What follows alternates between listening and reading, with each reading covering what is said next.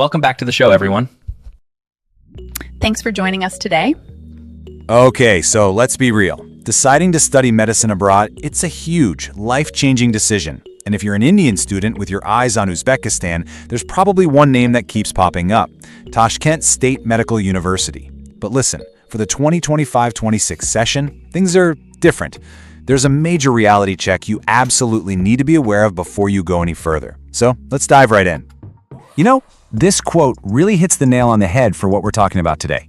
When you're looking at those glossy university brochures or slick websites, everything looks picture perfect, right? But to make a really smart decision for your future, you've got to look beyond the surface. And that's exactly what we're going to do, because the situation in Tashkent right now, it really demands a closer look. So, if you've been dreaming about getting your MBBS in Uzbekistan, I'm willing to bet one name has been on your mind: TSMU.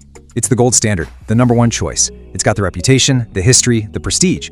It's the university everyone wants to get into.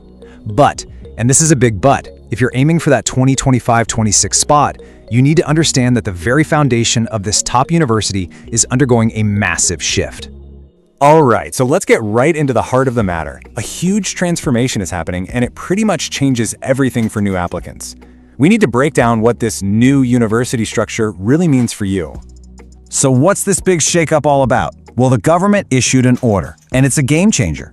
They've taken 3 major, well-established institutions, the Tashkent Medical Academy, the Dental Academy, and the Pediatric Academy, and essentially merged them all into one single massive university.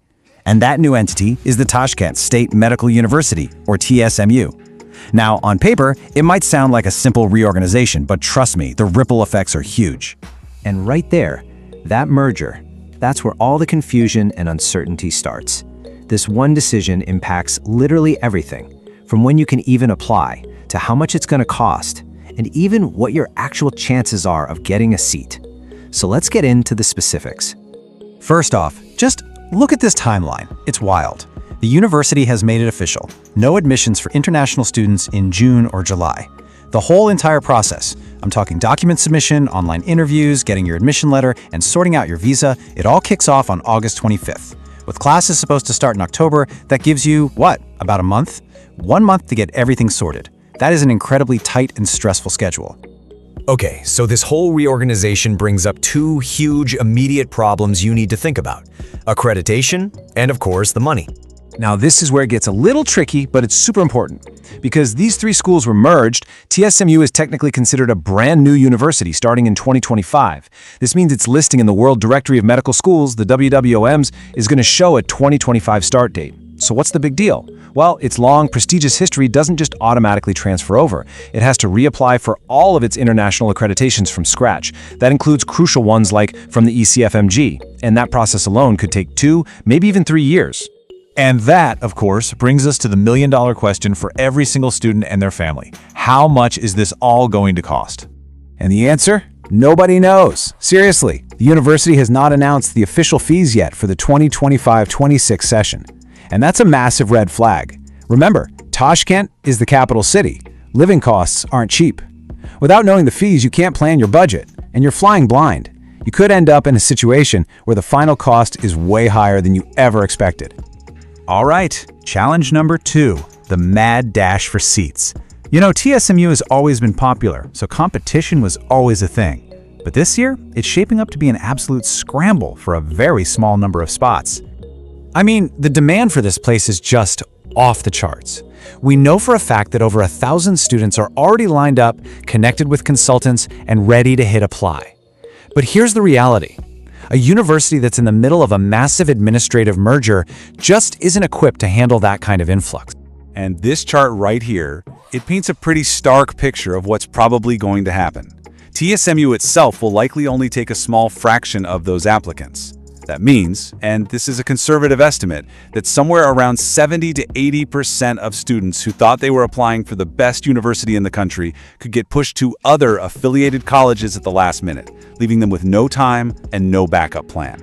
And even for the lucky few who do get a spot, that first year could be, well, a bit chaotic. When you smash 3 campuses together, the basic logistics get messy. Where are the hostels going to be? Will you have to travel across the city for different classes? What's the deal with faculty assignments or even the food situation? The first batch of students will almost certainly have to navigate these growing pains as the new university figures things out. Okay, I need you to listen really closely now because this is probably the most critical part of our whole chat today. There is a huge risk in this whole process, a potential trap, and you need to know what it is and exactly how to avoid it. Here's the deal, and this is a big one. The student visa for Uzbekistan doesn't actually have the university's name printed on it. This creates a really dangerous loophole. We've seen it happen before, where a student is promised the world, a seat at a top university like TSMU. They get their visa, they fly all the way to Uzbekistan, and only after they land are they told, oh, sorry, your admission is actually at this other, lower-tier college. At that point, you're stuck with very few good options. So the big question is, how do you protect yourself from this? Thankfully, the Indian Embassy has put out some really clear advice.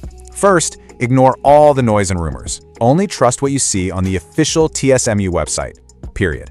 Second, and this is an absolute must, travel only on a student visa.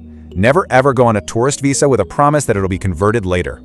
Third, once you land, you have to get your local registration done within 48 hours. If you don't, there's a heavy $1,000 penalty, and that's on you. You've got to be on top of it. Look, TSMU has a fantastic reputation, no doubt about it. But the TSMU of 2025 is a whole new ballgame. It's not the same institution it was last year. So with the crazy short timeline, the unknown fees, the accreditation questions, and that very real risk of getting diverted to a different college, you really have to stop and ask yourself, is this the stable, reliable path I want for my medical career right now? The choice, of course, is always yours. Just make sure it's a fully informed one. Want to know the secret to getting into a top MBBS university abroad without breaking the bank? Just type MBBS abroad or study abroad and send us a WhatsApp message right now.